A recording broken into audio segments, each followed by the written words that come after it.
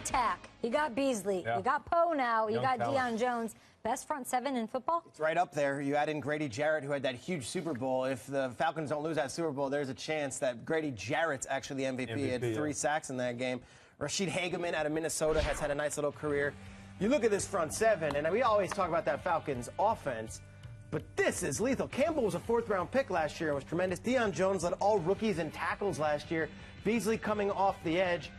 I mean, they're probably going to go back to a 3-4, 4-3, however they decide to do it with the alignment. But the one guy missing is Dwight Freeney, and I wonder if Freeney was the missing piece here on this unit, because last year Beasley didn't have a great rookie year. Sophomore year, he kind of just fed off of Freeney's leadership. And they had this guy in the room who was basically playing the coach for that young player. And now Tack McKinley comes in, and I said it before on the show, you can't find 2 more different or diverse personalities from young guys than Vic Beasley and Tack McKinley. Vic Beasley is quiet. He's very understated. In fact, Dan Quinn has said, we've got to find the dog in this guy. We don't know if he... And he just goes about his business. Tack McKinley's all talk, all the motor. He's got the dog. It's almost like we got to leash this dog a little bit and put him in. So they're going to be coming off the edge. I believe they're the best young front seven in football. I believe they're the most explosive offense in football. I am wondering if they don't have the veteran presence in that front seven that can kind of say, okay, big spot, I'm Dwight Freeney, here's how it's done. He's not with the team right now. That was an impressive little 7 we threw up. And we're supposed to be talking about a team that should have gotten fleeced, right? In free agency, supposed to lose everybody. They got to the Super Bowl, everybody gets paid, everybody leaves, Super Bowl hangover.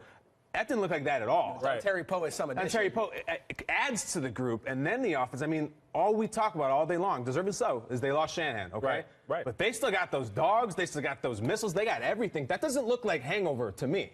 Well, quiet. Vic Beasley sort of disappeared in the Super Bowl, so hopefully the additions they make help. And you talked a lot, and I loved this. You know that locker room. You spent a lot of time in Atlanta working sidelines with Fox this past season, and what his character sort of brings to the locker room and the whole brotherhood thing. It's a perfect fit. Yeah, and he said it there. He's like, I'm not a brother yet. Let me get there. This guy will fit in just fine. They're so high energy. They're so young. They're so energetic. And Dan Quinn sets that tone early and often in practice. Let's get it going. It's all about competition, and McKinley will bring it. Nate, I ask you, though, because you look at that Super Bowl loss, and everyone says, well, Shanahan's to blame because they were throwing the football.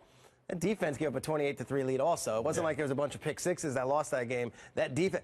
Can the defense that's so young without that veteran leader up front, can they rally and say, okay, we have to just put that behind us? Well, you look at Dan Quinn and what he did when he was in Seattle, and there wasn't a question that they didn't have the veteran leadership. They had young guys that anchored that defensive line, young guys at the linebacker position, and even the defensive backs. The Legion of Boom was young when they were the top 5 defense every single season. So I'm not worried about the age. It's more about the youth and the excitement. And another thing I'm real excited about their front seven is a guy that's going to be back on the field, and that's Desmond Trufant. We're talking about Pro Bowl caliber cornerback, and they say he's a shutdown corner out there on an island by himself. So having him back in the fold with the big hitter that he has behind him, Keanu Neal, this defense is going to be right back in the thick of it, being one of the best defenses in the league.